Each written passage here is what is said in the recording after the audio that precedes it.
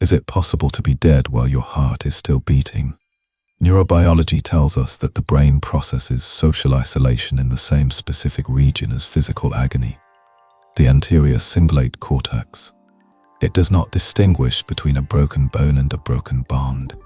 So when you walk into a room and feel the crushing weight of having no one to speak to, your body is quite literally registering a threat to your existence. Evolution wired you this way because 10,000 years ago, expulsion from the tribe meant death. But we do not live in the wild anymore. We live in a world where the predator wears a suit and the elements are air-conditioned. Yet the terror remains. You look at your phone and it is silent.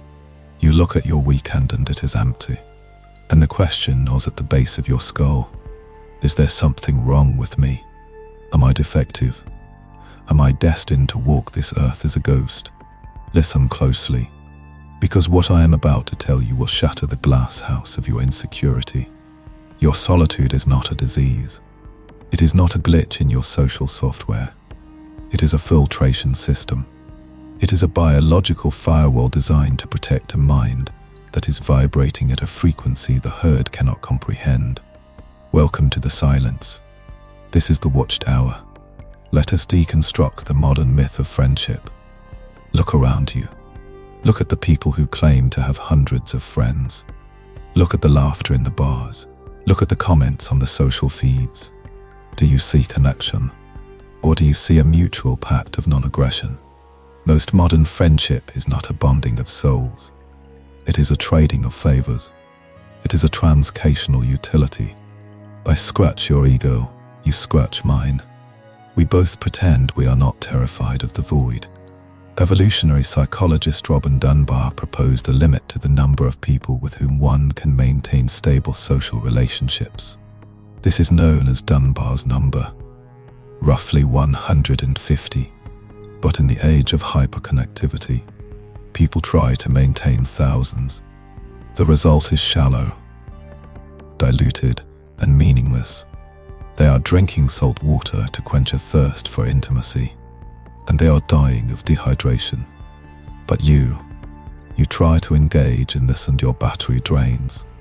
You feel a physical exhaustion when you are forced to discuss trivialities. This is because your psyche demands depth, and depth is a threat to the shallow. When you walk alone, you become a mirror. This is the Jungian shadow at work. Carl Jung warned us that people will do anything, no matter how absurd, to avoid facing their own souls. When a group of people sees you standing alone, happy, unbothered, self-contained, they do not just see a person. They see a question mark. They see a challenge to their own dependency. Your silence screams at them. It asks them, could you survive without the applause? Could you survive without the validation? And because the answer is no, they hate you for it. They label you antisocial. They label you arrogant. But you are simply sovereign. Friedrich Nietzsche spoke of the higher man. He said, the higher we soar, the smaller we appear to those who cannot fly. This is the physics of your isolation. You are not alone because you are below them. You are alone because you have ascended to an altitude where the air is too thin for their lungs. But I will not lie to you. The altitude is cold. There is a pain in this sovereignty. It is the pain of the severed limb. You remember what it was like to belong. Or maybe you never belonged and you yearn for a home you never knew. This is the danger zone. This is where the solitude can turn into rot. If you let this pain convince you that you are broken, you will become the hermit. You will become bitter. You will hide in the cave and curse the sun. We must perform a psychological operation on this pain. We must transmute it. You must stop looking for friends among the living and start looking for them among the immortals. This is the secret that the great leaders and thinkers have used for centuries. They did not have peers. Napoleon did not hang out with the boys. Tesla did not go to happy hour. They communed with the minds that came before them. Seneca, the Stoic master, gave us the blueprint. He said, I never bring back home the same character that I took out with me. He understood that mingling with the crowd contaminates the soul. Every time you force a conversation with someone who does not understand you, you are diluting your essence. You are pouring your rare wine into their sewer water. Stop doing it. Instead, we will initiate a protocol. We call this the Council of the Dead. If you have no friends in the physical realm, you will build a cabinet of advisors in the mental realm. You feel lonely. Open the Meditations of Marcus Aurelius. Suddenly you are in a dialogue with the Emperor of Rome. He is telling you about the burden of command. He is telling you that the opinion of 10,000 idiots is of no value. Is that not better than listening to Dave from accounting talk about his fantasy football team? You feel misunderstood. Open the works of Ralph Waldo Emerson. Let him tell you that to be great is to be misunderstood. Let him tell you that envy is ignorance and imitation is suicide. These are your friends. They are waiting for you in the silence. They are the only peers you have ever truly had. And they are better than any flesh and blood companion who will betray you for a sliver of social status. Let us dig deeper into the neuroscience of the solitary mind. When you are constantly social, your brain is in a state of high alert. You are constantly scanning for social cues. Am I smiling enough? Did I laugh at the right time? Is my status secure? This burns glucose. It activates the sympathetic nervous system. It keeps you in a state of chronic low-grade anxiety. This is why the average person is tired all the time. They are exhausted by the performance. But when you enter the state of solitude, the brain shifts. The default mode network quiets down. You enter a state of rest and digest. But more than that, you enter the state of incubation. Isaac Newton discovered the laws of gravity not in a crowded university hall, but in isolation during the Great Plague. He was alone for a year, and in that silence he decoded the universe. Your lack of friends is not an empty space. It is a laboratory. It is a vacuum where you can finally hear your own thoughts without the distortion of the collective. You must understand the concept of the social gating mechanism. Your brain has a gatekeeper. For most people, this gatekeeper is asleep. They let anyone in. They absorb the fears and the biases and the stupidity of the group. But your gatekeeper is an AVSCIL. It is armed. It refuses to let the garbage in. And because you refuse the garbage, you also refuse the garbage trucks that carry it. This is why you do not fit in. Because you are refusing to eat the poison they are serving at the banquet. Yishoshi, the greatest swordsman who ever lived, wrote the Dio Cake Odo, The Path of Elenenses. He won 60 duels. He never lost. And he walked alone. One of his rules was, do not seek pleasure for its own sake. He understood that social pleasure is a drug. It makes you weak. It makes you soft. It dulls the blade of the spirit. By abstaining from the drug of validation, you are sharpening your edge. But let us address the fear that you will die alone, the fear that no one will remember you.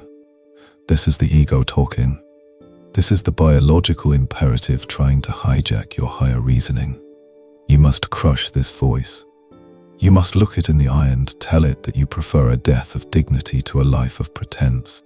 There is a specific psychological term for what you are experiencing. It is called positive disintegration. It is a concept developed by the psychologist Kazimierz Dabrowski. He argued that anxiety and neurosis and isolation are not illnesses. They are necessary steps in the evolution of the personality. You are falling apart so that you can be put back together at a higher level. The herd is the glue that holds the shattered pieces of the average man together. He needs them to tell him who he is. You are learning to hold yourself together. You are forging a spine of steel. Now I will give you the mechanism. I will give you the tool to navigate this wasteland. We call this the WatchTower Protocol. This is not a meditation. This is a mental repositioning. Imagine your life is a fortress. Most people live in the courtyard of the fortress. They are running around with the other peasants. They are trading. They are fighting. They are mating. They are completely absorbed in the chaos on the ground level. You are not in the courtyard. You are in the watchtower. You are looking down at the interaction. You see the patterns. You see the inevitable betrayals.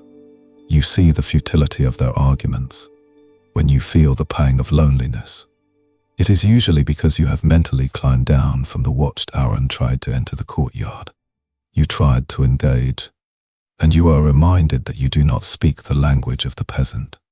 The protocol is simple. Climb back up. Physically visualize yourself ascending the stairs. Feel the cold stone under your hands.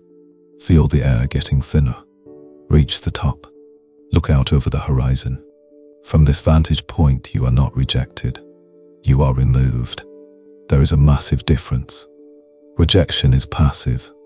You are the victim. Removal is active. You are the strategist. From the watchtower, you can love them. You can wish them well. You can even help them. But you do not need to merge with them. You do not need their acceptance to verify your altitude. Let us return to the wisdom of the ancients. Lao Tzu said, "He who knows others is wise. He who knows himself is enlightened." You have been given the gift of time to know yourself.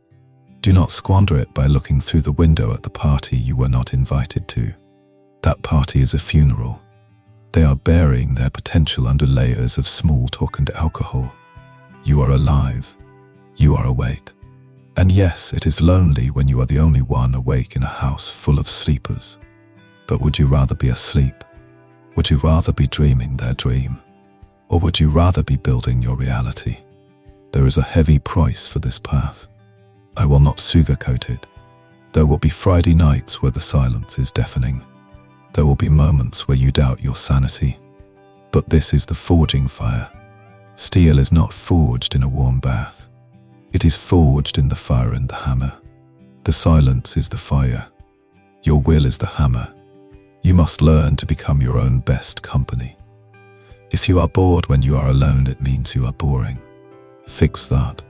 Become interesting to yourself. Read the books that scare you. Learn the skills that intimidate you. Build a body that commands respect. When you become a person of substance, a strange thing happens. The physics flip. Gravity shifts. People start to be pulled towards you, not as peers, but as orbiters. They sense the mass of your character. They sense that you have something they do not. You have the source code, but by then, you will not need them. You will choose them, and that is the ultimate freedom, to choose your company not out of starvation, but out of selection. You will only allow those into your watchtower who have climbed the same mountain. And if you never meet them, if you walk this entire life without meeting another soul who speaks your language, so be it. You will have walked with giants in your mind. You will have lived a life of truth. Then you will have died with your hands on the wheel, not in the passenger seat of someone else's vehicle. This is the psychology of the sovereign. It is a rejection of the quantity of connection in favor of the quality of consciousness. Do not let the world pathologize your power. Do not let them prescribe pills for your awareness. Stand tall in the void. Let the silence be your armor. Let the solitude be your sword. The next time you see a group of friends laughing at nothing, do not look at them with envy. Look at them with pity. They are merely coping with the terror of being human. You are mastering it. They are hiding from the shadow. You are dancing with it. Remember the words of the Stoic emperor. It never ceases to amaze me. We all love ourselves more than other people, but care more about their opinion than our own. Burn that sentence into your brain. Why does the opinion of a person you would not ask for advice matter to you? It does not. It is a ghost haunting a house that you own. Exorcise. Walk the path of the Ronin, the masterless samurai. He has no lord. He has no clan. He answers only to the code of honor and the sharpness of his blade. His life is hard. His bed is the earth. But his soul is free. You are the Ronin of the modern age. Your blade is your mind. Your code is your integrity. And your freedom is worth every second of the silence. The world is noisy. It is desperate. It is clawing for attention. Do not give it yours. Keep your attention fixed on the horizon, fixed on the mission, fixed on the becoming. You are not alone. You are all one. There is a universe inside you waiting to be explored. Turn the ship around, sail inward, and find the treasure that the crowd will never see. We are Mind Ministry, and we are watching.